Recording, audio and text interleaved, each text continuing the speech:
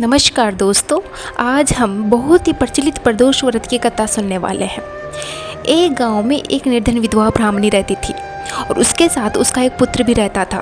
भरण पोषण के लिए वह दोनों भीख मांगते रहते और भीख मांगकर ही अपना पेट भरते थे। ब्राह्मणी कई वर्षों से प्रदोष व्रत करती आ रही थी। एक दिन ब्राह्मणी का पुत्र त्रयोदशी तिथि को गंगा स्नान करने जाता है और गंगा स्नान कर जब वो आता है तो उसका सामना लुटेरे से हो जाता है। लुटेरे उसके सारा सामान छीन लेते हैं और इसी प्रकार कुछ देर के बाद में सैनिकों का वहां आना होता है।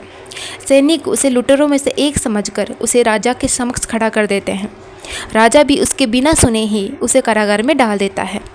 अब रात का समय होता है तो राजा को नींद में भगवान शिव आकर उस युवक को मुक्त करने का आदेश देते हैं और जैसे ही राजा की नींद खुलती है वह तुरंत जाकर कारागार में उस युवक को मुक्त करने का आदेश देकर उसे महल में लाते हैं और उससे बोलते कि तुम जो कुछ भी मांगना चाहो मांग सकते हो।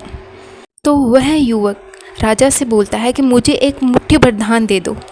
इसकी बात सुनकर राजा अचंभित हो जाते हैं। उसे बोलते हैं कि यह मौका बार बार नहीं मिलेगा, तुम और कुछ भी मांग सकते हो।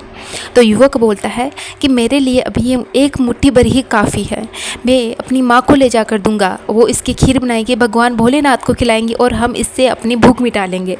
यह सुनते ही राजा अपने सैनिकों को ब्राह्मणी को लाने का आदेश देते हैं।